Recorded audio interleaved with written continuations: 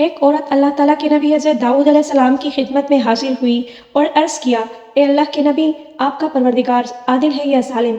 حضرت داؤد علیہ السلام نے فرمایا، تیرا ناس ہو اے خاتون، تو کیا بات کر رہی ہے؟ اللہ تعالیٰ تو سراسر عدل و انصاف والا ہے، وہ ذرا برابر بھی کسی پر ظلم نہیں کرتا۔ پھر اس سے پوچھا کہ تم ایسا کیوں کہہ رہی ہو، تمہارا قصہ کیا ہے؟ اس عورت نے اپنا قصہ بیان کرنا شروع کیا، اے اللہ کے نبی، میں ایک بیوہ عورت ہوں، میری 3 بچیاں ہیں جن کی پرورش میں اپنے ہاتھ سے سوت کاٹ کاٹ کے کرتی ہوں۔ میں دن بھر اور بعض اوقات راتوں کو جاگ کر سوت کاٹتی ہوں۔ گزشتہ روز میں اپنا کتا ہوا سوت ایک سرخ کپڑے میں باندھ کر اسے بیچنے کے لیے بازار جانا چاہتی تھی تاکہ اس کی آمدنی سے بچیوں کے کھانے پینے کا بندوبست کروں۔ اچانک ایک پرندہ مجھ پر ٹوٹ پڑا اور سرخ کپڑے کا ٹکڑا جس میں نے سوت باندھ رکھا تھا، اسے گوشت کا ٹکڑا سمجھتے ہوئے لے اڑا۔ میں یوں ہی حسرت و یاس سے ہاتھ ملتے رہ گئی۔ اب میرے پاس کچھ بھی نہیں کہ اپنی بچیوں کو کھانا ہی کھلا سکوں۔ ابھی عورت داؤد علیہ السلام سے اپنی داستان بیان کر ہی رہی تھی کہ اتنے میں آپ کے دروازے پر دستک ہوئی۔ اللہ کے نبی نے آنے والے کو گھر میں داخل ہونے کی اجازت فرمائی۔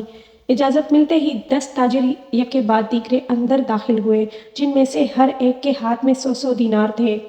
تاجروں نے عرض کیا، اللہ کے نبی، ہمارے ان دیناروں کو ان کے مستحق تک پہنچا دیجیے۔ حضرت داؤد علیہ السلام نے ان سے پوچھا، میرے پاس یہ مال حاضر کرنے کا سبب کیا ہے؟ تاجروں نے جواب دیا، اللہ کے نبی، ہم سب ایک کشتی میں سوار تھے۔ اتفاقاً ایک زوردار آندھی آئی جس سے ہماری کشتی میں ایک جانب سوراخ ہو گیا اور پانی کشتی میں داخل ہونا شروع ہو گیا۔ موت ہمیں سامنے نظر آ رہی تھی۔ ہم نے نظر مانی کہ اگر اللہ تعالیٰ ہمیں اس طوفان سے نجات دے دے تو ہر شخص 100 دینار صدقہ کرے گا۔ اب پانی کشتی میں تیزی سے داخل ہونے لگا۔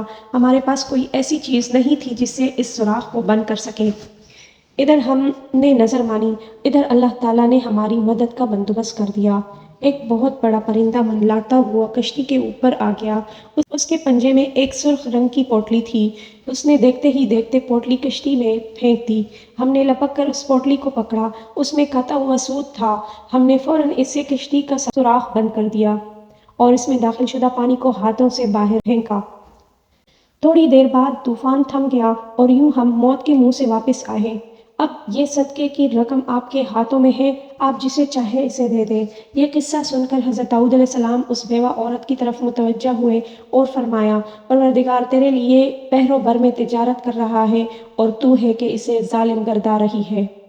پھر آپ نے وہ دینار اس خاتون کے حوالے کرتے ہوئے فرمایا، جاؤ انہیں اپنی بچیوں پر خرچ کرو۔